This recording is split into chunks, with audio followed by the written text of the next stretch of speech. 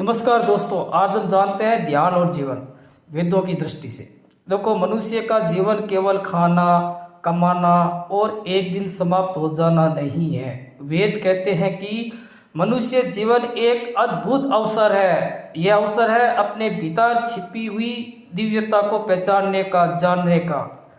लेकिन समस्या यह है कि मनुष्य बाहर की दुनिया में इतना उलझ गया है कि अपने भीतर झांकने का उसे समय ही नहीं मिलता। वेदों में ऋषियों ने हजारों वर्ष पहले एक बहुत ही विचित्र खोज की थी। उन्होंने पाया कि जीवन का असली रहस्य बाहर नहीं, भीतर है, और भीतर तक पहुंचने का मार्ग है ध्यान। ध्यान कोई धर्म नहीं है, यह कोई पंथ नहीं है, यह कोई पूजा पद्धति नहीं है। ध्यान तो मनुष्य की चेतना को जगाने की एक प्रक्रिया है। वेदों में कहा गया है, जो व्यक्ति ध्यान को समझ लेता है वह जीवन को भी समझ लेता है। मनुष्य का मन और उसका वहम। हमारा मन बहुत ही विचित्र है। मन हमेशा बाहर भागता है। उसे वस्तुएं चाहिए, सामान चाहिए, धन चाहिए, पद चाहिए, प्रतिष्ठा चाहिए। लेकिन वेद कहते हैं कि मनुष्य की असली प्यास इन चीजों से नहीं बुझती, क्योंकि मनुष्य केवल शरीर नहीं है, वह चेतना है। जब हम केवल बाहरी चीजों में सुख ढूंढते हैं, तब जीवन में तनाव, चिंता और असंतोष पैदा होता है। धन मिलने के बाद भी बेचैनी रहती है, सफलता मिलने के बाद भी भीतर खालीपन रहता है, क्योंकि हमने जीवन के मूल को नहीं समझा, हमने जीवन के मूल्य को नहीं समझा। वेदों में ऋषियों ने कहा है कि मनुष्य का मन एक बंदर की तरह है। वह लगातार एक विचार से दूसरे विचार पर कूदता रहता है।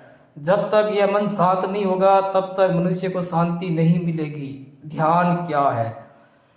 बहुत से लोग सोचते हैं कि ध्यान का मतलब है आंख बंद करके बैठ जाना, लेकिन ये ध्यान नहीं है। ध्यान का वास्तविक अर्थ है जागरूकता।